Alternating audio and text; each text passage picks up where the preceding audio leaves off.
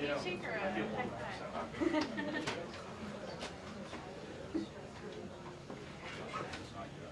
Yes. It's a good day for it. Lots to ask. Yeah.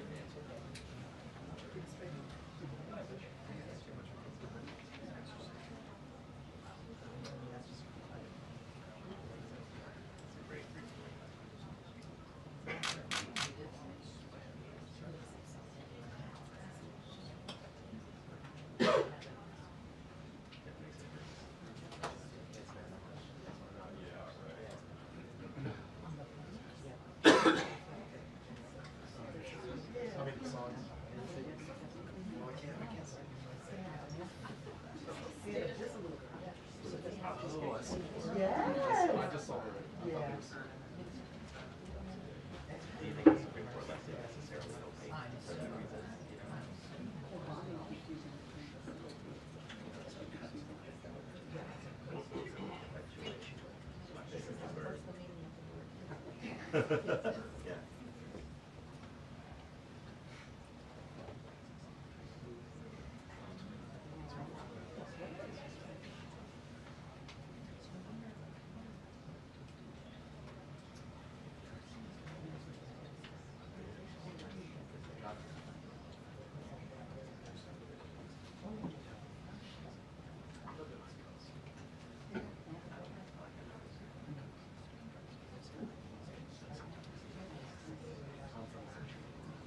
Yeah, supports interpretation. But they could be. It used to be clear, at least in my response. But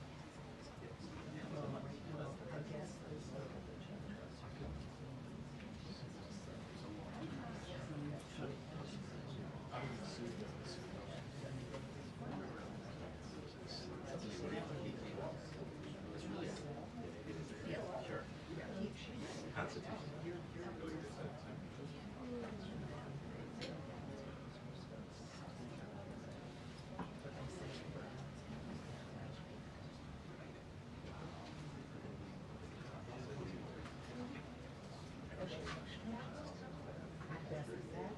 No, no, I get that. But like,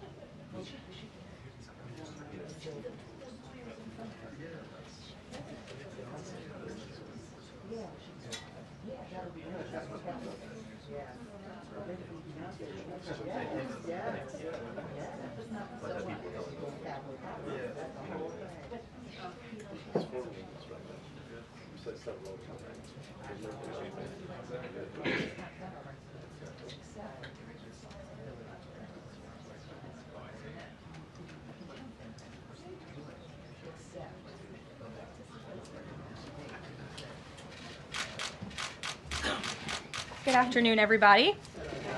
I apologize for my tardiness, but I came directly from the Oval. I have some newsy updates to share from the President, which I know you all very much value and appreciate. So let's get to it. The President promised millions of Christians across the country on the campaign trail that he would create a White House faith office when he returned to the White House, and he has delivered on that promise. The White House Faith Office has put together an extraordinary week-long celebration currently underway for Holy Week ahead of Easter Sunday. The President signed a Holy Week proclamation, filmed a special presidential video message, and will be hosting a pre-Easter dinner tomorrow night and a White House staff Easter worship service on Thursday. The President and the First Lady are honored to continue the tradition of the White House Easter egg roll, which will take place on the South Lawn next Monday.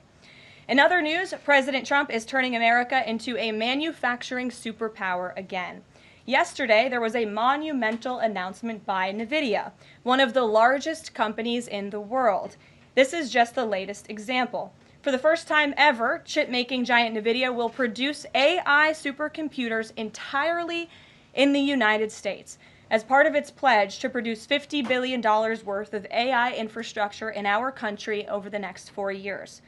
With their manufacturing partners, they have commissioned more than 1 million square feet of manufacturing space to build and test NVIDIA Blackwell chips in the great state of Arizona and AI supercomputers in the great state of Texas. NVIDIA's founder and CEO Jensen Huang touted how the engines of the world's AI infrastructure are being built in the United States for the first time. This is the Trump effect.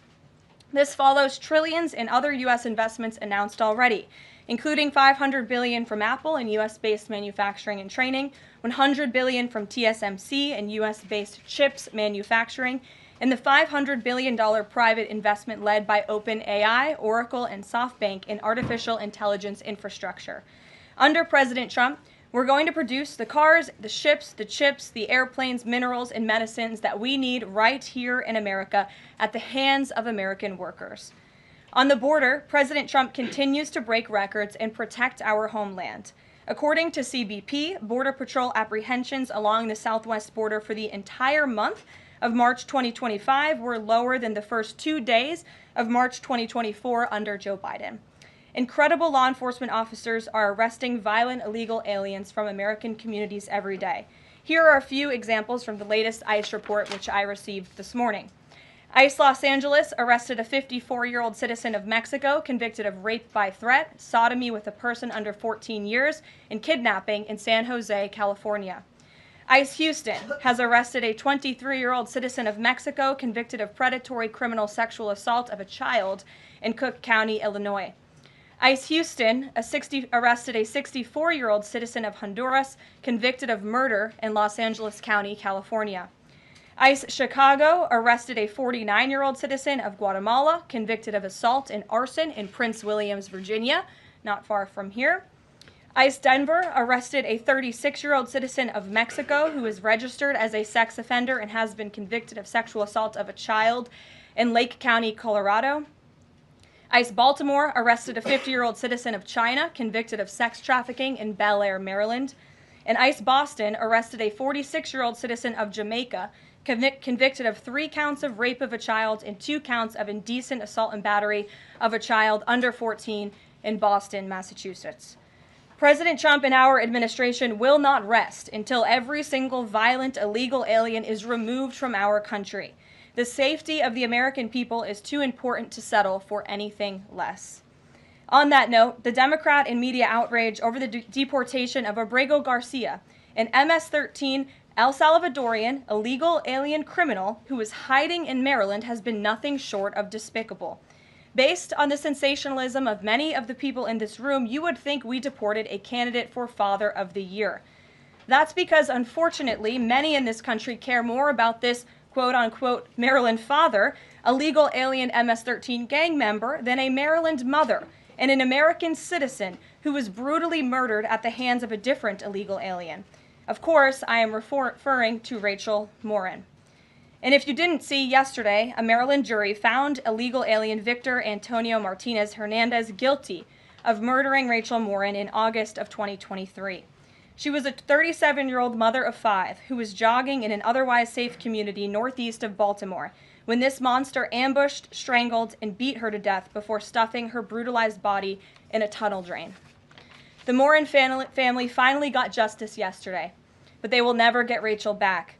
Our hearts go out to Rachel's family, her 5 children, and her mother, Patty, who has suffered the unimaginable loss of her daughter.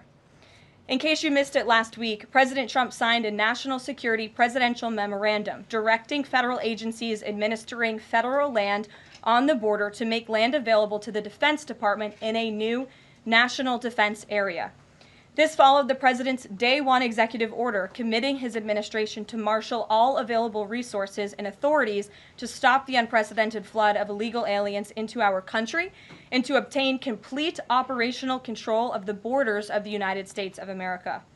Once again, the president is fulfilling another key promise. This new national defense area spans more than 170 miles across our border in New Mexico, but in the coming weeks, this administration will add more than 90 miles in the state of Texas. This national defense area will enhance our ability to detect, interdict, and prosecute the illegal aliens, criminal gangs, and terrorists who were able to invade our country without consequence for the past 4 years under the Biden administration. It will also bolster our defenses against fentanyl and other dangerous narcotics that have been poisoning our communities. With all of this work being done to make America great again, we continue to see a positive response from the American public. A brand new poll published from the Daily Mail and JL Partners this morning found that President Trump's approval rating is at an all-time high. That's because the president is working tirelessly to keep his promises to the American people, as I just saw him doing today in the Oval Office. We have a reporter in our new media seat today, Matthew Foldy. I like your boots, Matt, who is the editor-in-chief of the Washington Reporter. Washington Reporter is a new, fast-growing outlet that breaks stories about legislation and interviews leaders in Congress and across the administration. The publication's readership includes the highest